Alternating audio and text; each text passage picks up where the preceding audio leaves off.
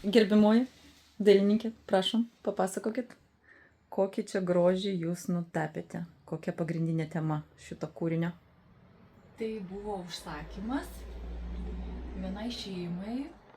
Jie labai rinkosi, žiūrėjo, kas iš menininkų įgyvendintų jų svajonę. O svajonė tokia, jų supratau, kad švelniam kolorite, jokių ryškių spalvų. Jie pasirinko, pažiūrėjo mano tapybą ir buvo mintis tokia, kažką švelnaus, gražaus. Paklausė, ar laumžirgiai ir drugeliai. Pasakė, nori drugelių 2. Ir toliau jau visa laisvė kūrybos suteikta buvo man. Ir kai menininkui suteikta kūrybos laisvė, vad gimsta toks menas. O ką reiškia, kiek suprantu, čia yra gervės, ar ne? Ką simbolizuoja? Tokia simbolika, paukštis, neprisirišu gal konkretaus paukščio, gervė yra tiesiog paukštis.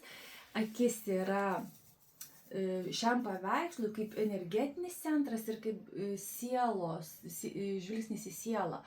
Ir 7 paukščio akis, tai yra kaip pas mus 7 energetiniai centrai, čakros, vėl neatsitiktinai 7, simbolika energetiniai tie centrai, apsauga šeimai, yra vyriška ir moteriška energija, yin reiškia 2 drugeliai, begalybės ženklas čia eina, begalybės ženklas subtilus įtapytas čia sparnelyje eina.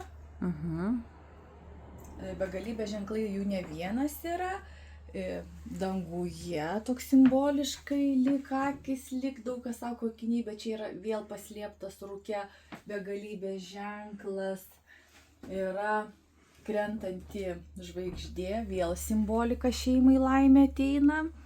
2 angelai, vienas pasislėpęs lyg širdis iš toli, atrodė vijoklis, vienai moteriai sakė, o čia yra va galva, o čia sparnas. Čia moteris eina, moteriškas angelas, nors sako, lyties nėra, bet man tiesiog vėl šeimai kurtas paveikslas, vėl kitas angelas. Jau irgi sparnai abu išskleisti, kad simboliškai vyriškas angelas globoja šeimą.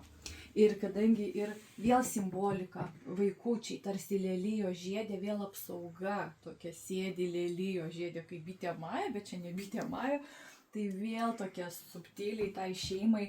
Ištisai, kai tapiau, galvojau apie tą šeimą, kad va jiems suskambėtų, taip galtinis pavadinimas Gloria Deo Duo. Nuostabu. Dėkoju, kad paaiškinote.